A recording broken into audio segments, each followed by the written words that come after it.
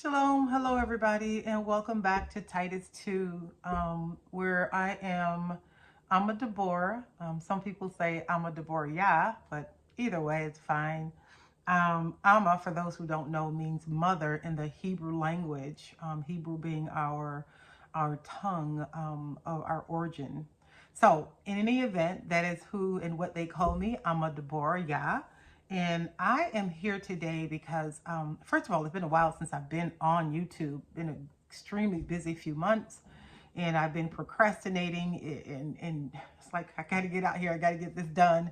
So today is the day. I'm going to spend maybe 15, 20 minutes and just an introduction as to what it is I want to talk about. This is going to be cut up into segments, if you will, and I'm going to be teaching a couple different things to single women, what to do while you're waiting, women, waiting to get married, and then to the married woman, what to do while you're married. How about that? And maybe even see if my husband can come on along with me and talk to the brother and just give some perspective about how this looks. I had the opportunity to speak at an engagement last month of December in Kentucky.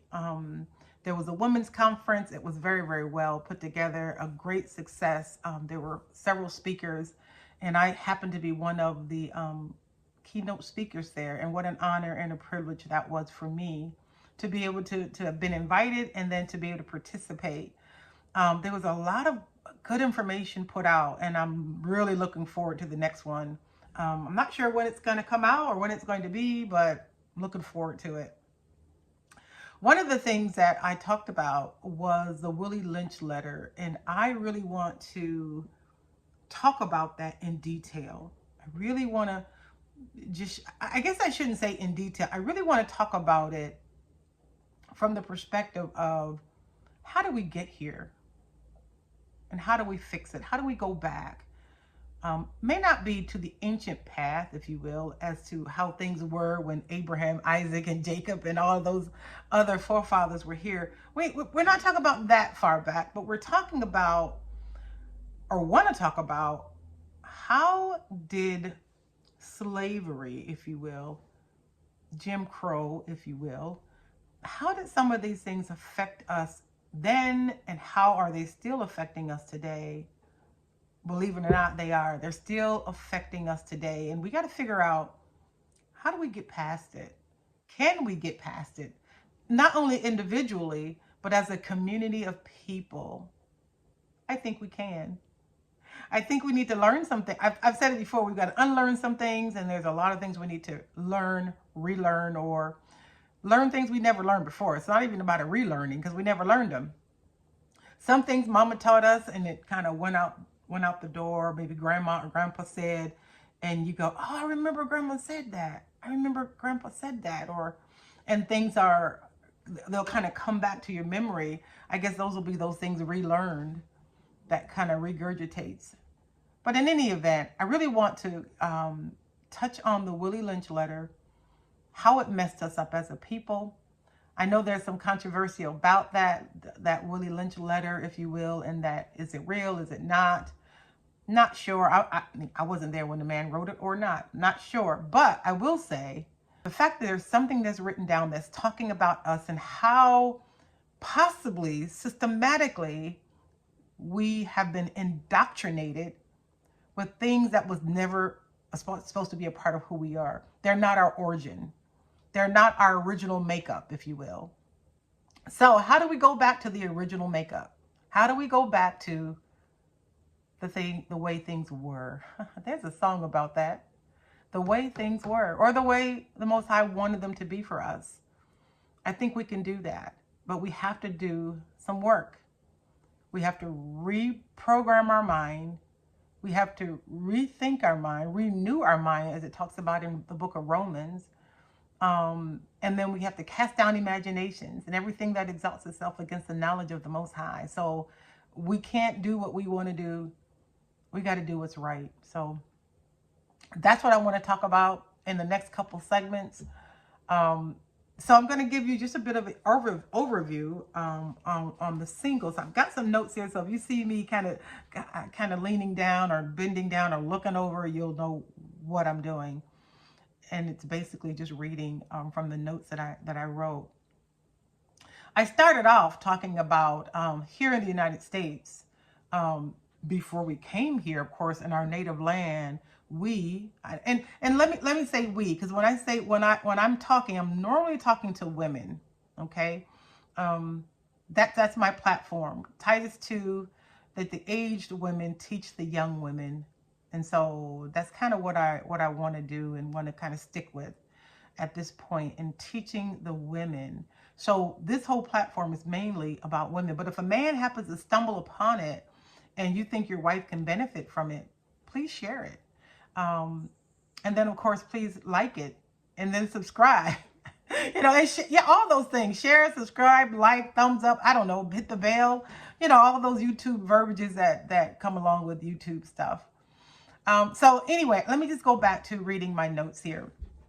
Before we came into the United States and still in our native land, we as women were groomed for marriage. That's what our mothers and foremothers, aunties, and the older women did in our culture. We were learning how to keep house, how to cook.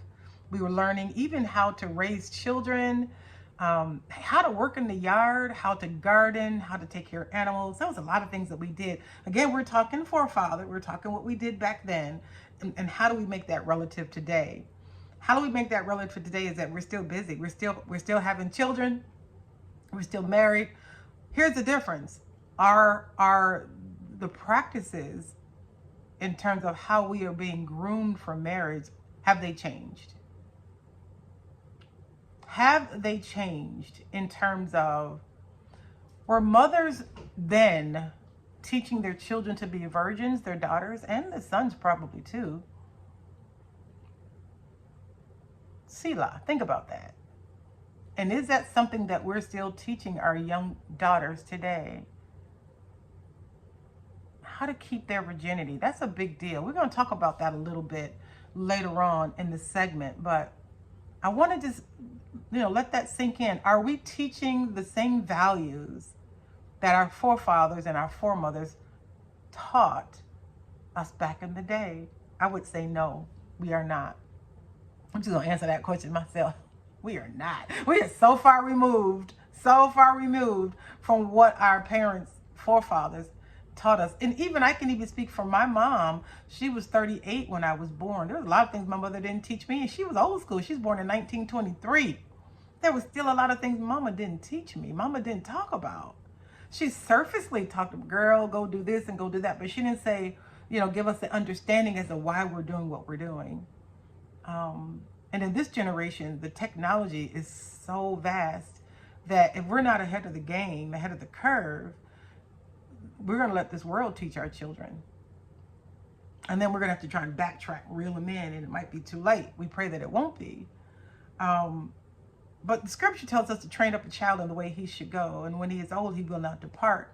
So when we're training children to be wise, to be husbands, to be independent, to be moms, to learn how to keep house and cook from scratch and all those different things, we're actually training them how to be adults and how to be productive adults, how to be, I hate to say the word good citizen, if you will, but just for understanding's sake, how to be relatable to your family, to your husband.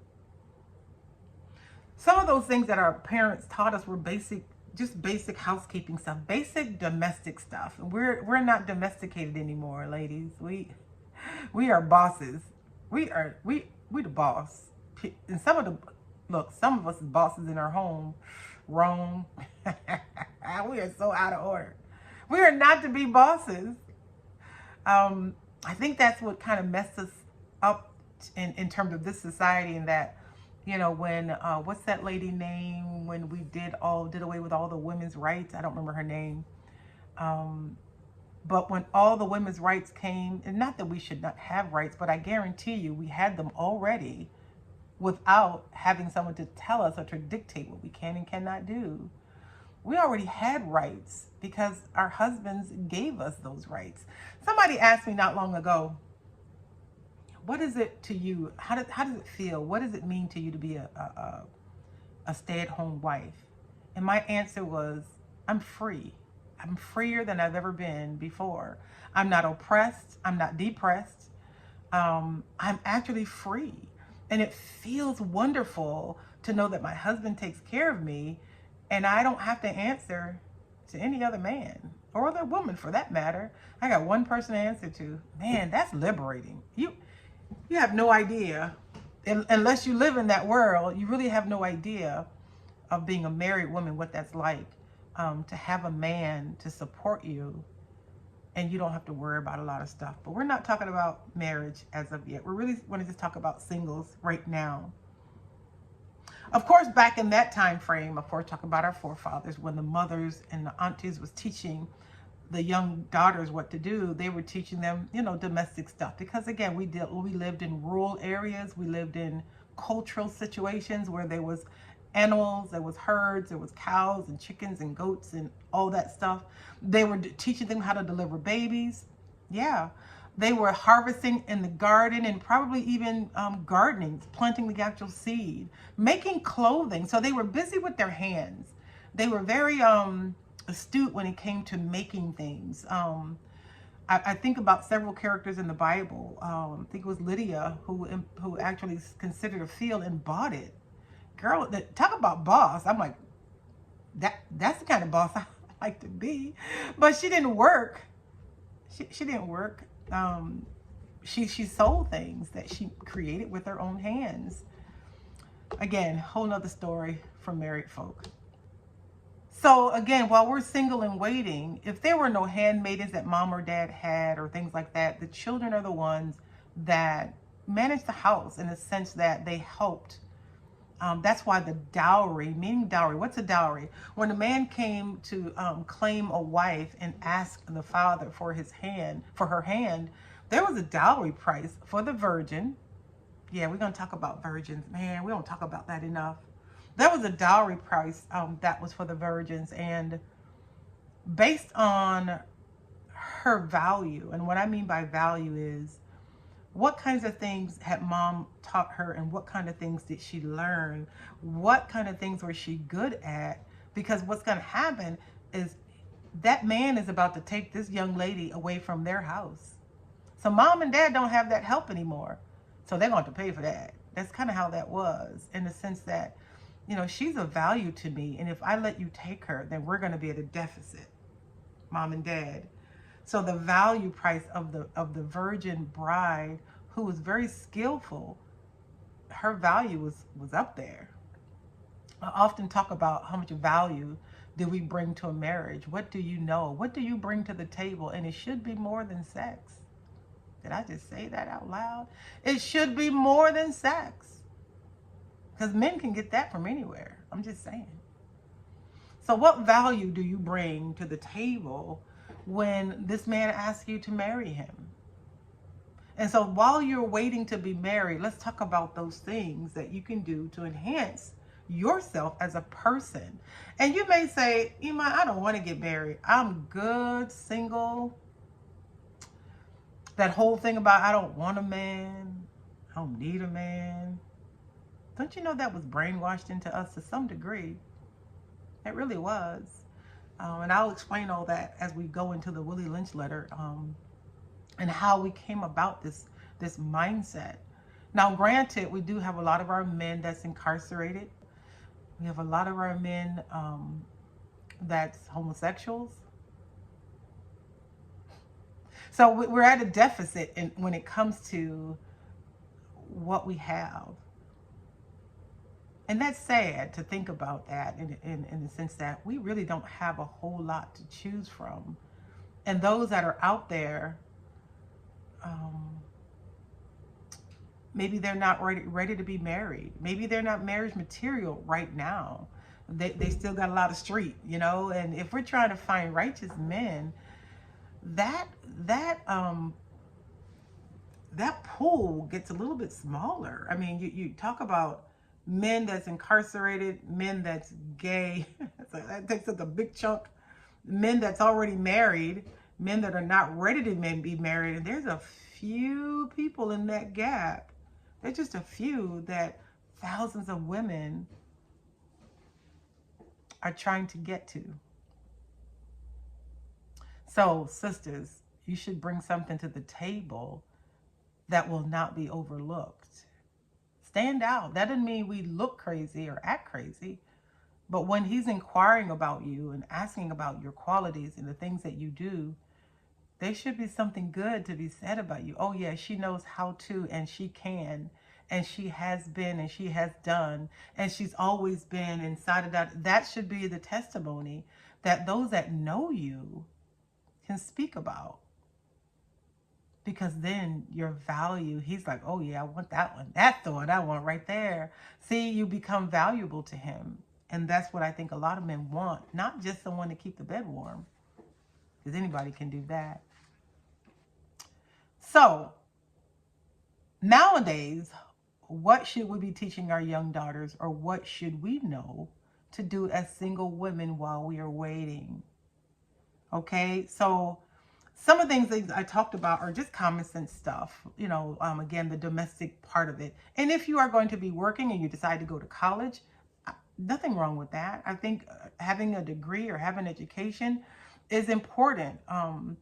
What do we do with that education? What do we do with that degree? It is not to demean our men because we may be more educated than they are in some degree, but it is to be used for the household so you can build it up and not tear it down.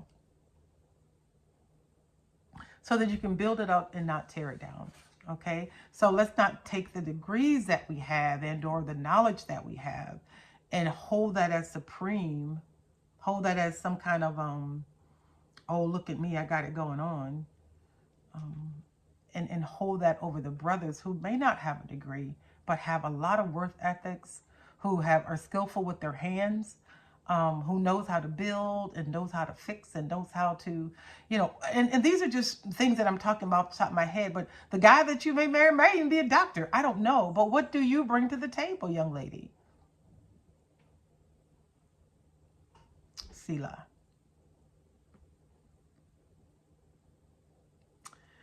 Becoming domesticated has pretty much now a lost art in the sense that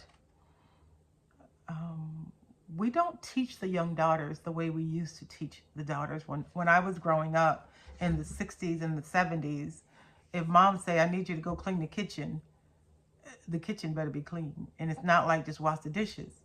I've seen young girls where that's their equation to cleaning the kitchen is wash the dishes. The floor ain't been swept. The stove ain't been wiped down. The counters haven't been wiped down. The table hasn't been wiped down, you know, and it's like, that's not cleaning the kitchen. That's washing the dishes. Mom said clean the kitchen. So there's a difference. And so we have to go back to teaching our daughters what does that really mean? And if your mother never taught you, then go back and start looking around your house and go, what could I do better? What could I do different? Because somebody may not have taught you that. And it may not be your fault that you don't know. We often think about, oh, that's just old school stuff. Not really, because everybody likes a clean house. I know I do. But we've villainized, if you will, being domesticated. It's not enough. We want a career. We want a degree of some sort. We want to have a title. We want to be important. We want to sound important. We want all those things to validate us as a woman when you're already validated from creation. Do you not know that women are some awesome beings? Oh my goodness. We are some awesome beings.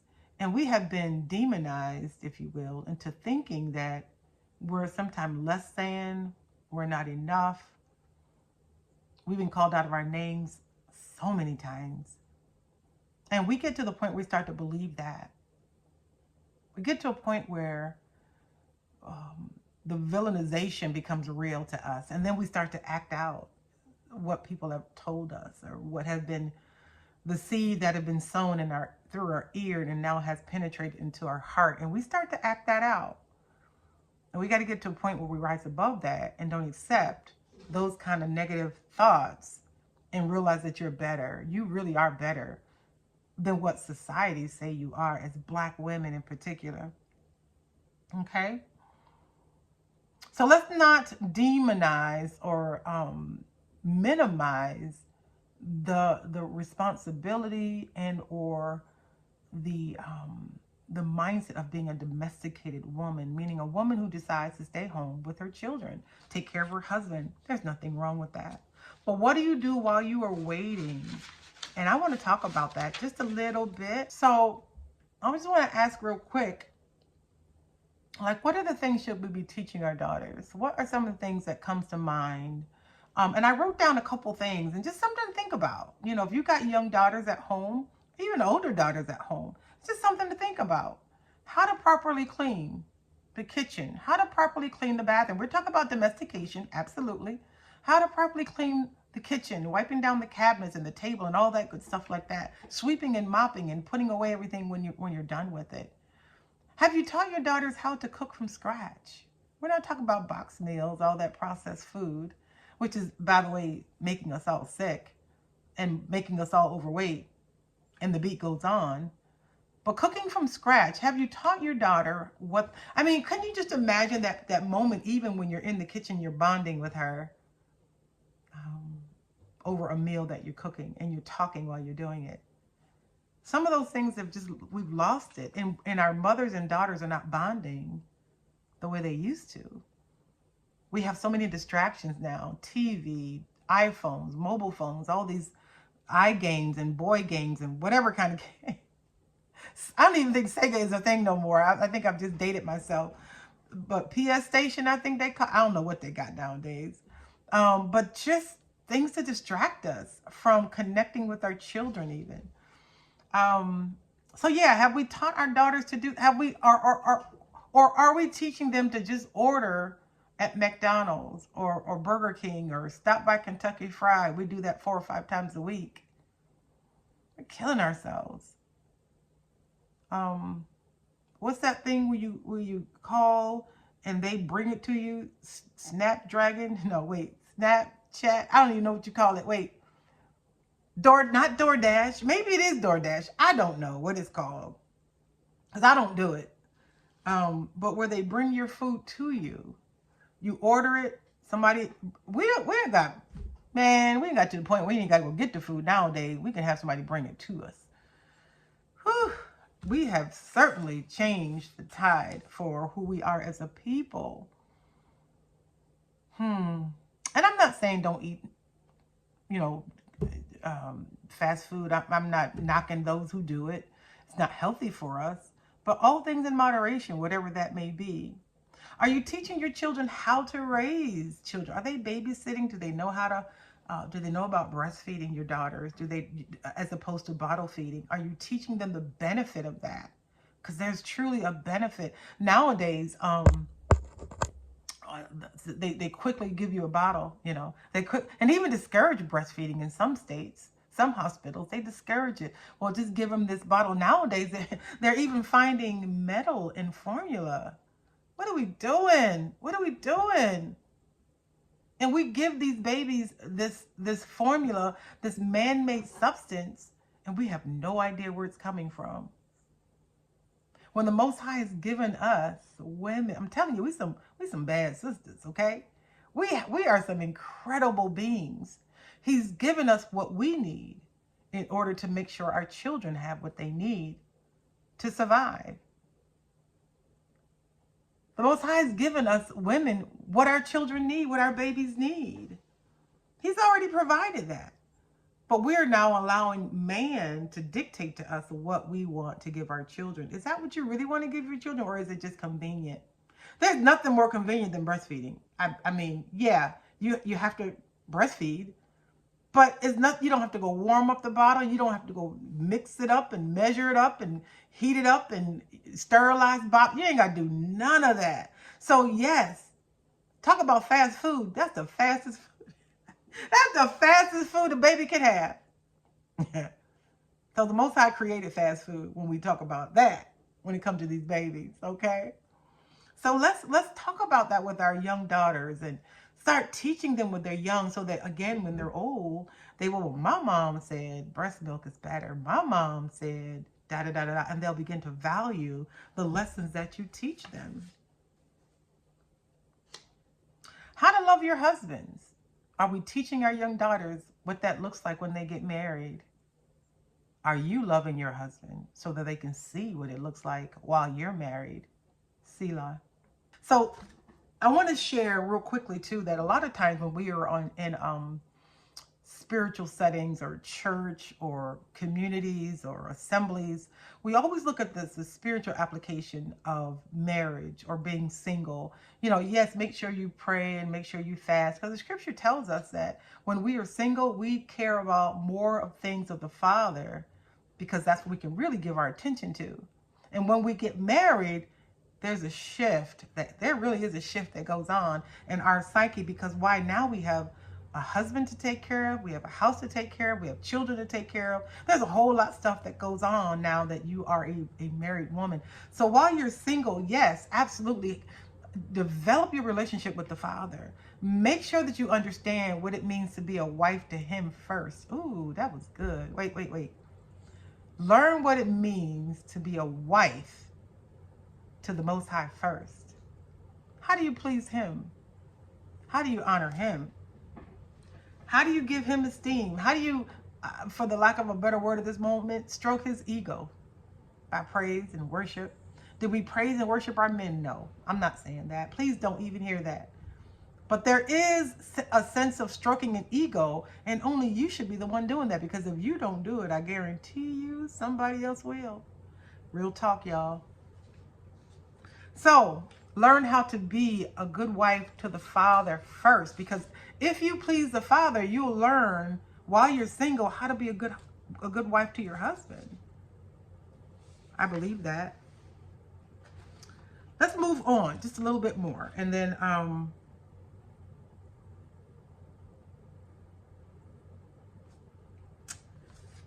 so back to domestication, becoming a lost art. As we continue to settle and nestle in this Western mindset, being a stay-at-home mother or wife is looked down upon by some, and even those that have privilege. Wait a minute. Being a stay-at-home wife or mother is looked down upon by some, and even those that have the privilege to be at home don't see the value or the blessing in that. I'm going to say that again. There are many people today who don't see the value of a woman who chooses to stay at home with her children. They don't see the value in that. They just don't. Like, why are you want to do that? You could be out there making some money. But they don't realize the value that they're pouring into. That's the most asset you can ever have, is knowing that your children are whole, they're educated, they know how to survive. That's huge. And they don't have to go off and learn that from somebody else. They learn your values, what you consider to be important and not important. Sometimes, believe it or not, even the women that are home don't see the value in it. I've talked to a few where their husbands want them to stay home and take care of the children or take care of them, and they are eager to get back to work. Man, can't wait to go punch the clock.